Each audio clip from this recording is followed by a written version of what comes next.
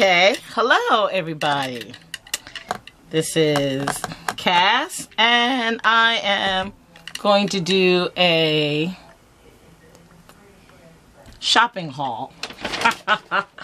I discovered, well actually I did not discover, thanks to another YouTuber by the name of Glory Expressed.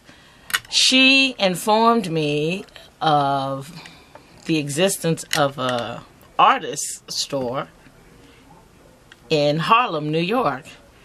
And I was so excited that when I found out about that store early in the morning while watching her channel, I decided that that day after I finished my day job that I had to immediately go to that store. And unfortunately, I'm not sure what I did with my receipt, but the store's name is Artists and Craftsman Supplies store, and there's one in Harlem, New York. It apparently is a chain store. There is one in Harlem, New York. I think there's also one in Brooklyn, and the young lady who helped me at the store also was telling me that there were several in the Maryland, DC area. So it was so nice to find a store that was close to me, because I had been addicted to Michael's and often went to Michael's in New York City when I wanted some craft supplies. And now to find out that this store is it's a little further than my local Michael's, but it had stuff that my local Michael's did not have. So I was truly excited about finding this place. And I know that I will be visiting it often. So I'm going to share with you some of the things I got. I picked up this stencil. They had kind of a nice selection of stencils. Oops, let me get myself a little situated here. Let's see. Oh, excuse me. I needed to open up some space there. Okay. Sorry. They kind of had a nice selection of some stencils, and this one was designed by Jamie. When I first picked it up, I thought it was Balzer. Julie Faith Ann Balzer, but then I realized it wasn't. But I liked it because it was scribbly. It's a 6x6, and so I thought, oh, this is nice. It's called Mini Web. Excuse me, Mini Webbing. So I picked that up. I had also gotten into using a template to use a foam craft sheet. Can't think of how I want to describe it. You know, children's foam sheet. I had used that to make this stamp, and it turns out really nice when I use it on some of my art. And I was thinking, oh, this stamp is so nice. I says, wouldn't it be nice to have it in an oval?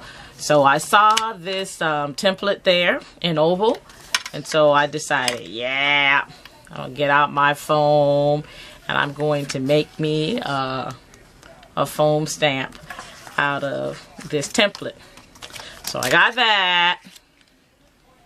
And also, some ladies have been painting, jelly painting some feathers, and so they had some feathers there, and they were relatively inexpensive, and I thought, oh, let me get maybe some of these feathers. So I think I might have paid about $2-3 for 12 feathers, and they were nice white feathers, and so I thought I would paint those later.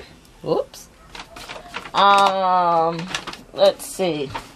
I discovered that I saw this Luminaire paint, and I was like, oh, Luminaire. And I thought, oh, but this says 3D, so 3-dimensional. And I thought, this might be really kind of interesting. So I picked up this kind of purplish periwinkle. Yep, it's called periwinkle color. So I got that while I was there.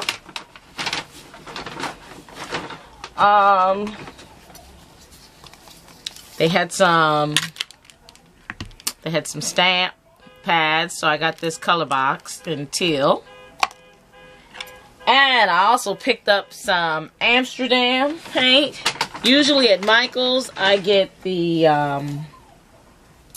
basic, the Liquitex basic, but they had this Amsterdam. I think it was like 50% off, so I think it's a little more costly than the Michael's basic, Liquitex basic. I think I paid $3.50 a tube for this, and it is the, what size is this? It's 4.1 ounce fluid ounces. So I picked up 4 of those. I got the teal, what looks like peach to me. What's it called? It's called Rose de Venice. I got this Violet Rouge. And I got this olive green. Yeah, olive green light. So I picked those 4 colors up. I saw these tweezers and I was like, oh my gosh, I wanted a pair of these tweezers. And I guess they're kind of like reverse tweezers. Usually, like, I had these tweezers here, and when I wanted to pick something up, I'd have to squeeze it and hold it to pick it up. But these, you squeeze them to open, and when you let it go, it just holds whatever you've pinched. So I wanted a pair of these tweezers. So I got those. And then they had Posca paint pens. And the big thing about the Posca paint pens is that they had this huge display unit with drawers that you pulled out and you could take the paint pens out of. And it was so big, I had never seen a display of Posca pens. I've only seen maybe at a store where they might have had a little container with maybe 5-6 pens in it. And that's what you could buy. You could only buy those 5-6 primary colors. So I picked up these. I thought I'd have fun playing with these colors. And the thing that I loved the most was they had this art glitter glue. And I've been watching some other YouTubers use this art glitter glue.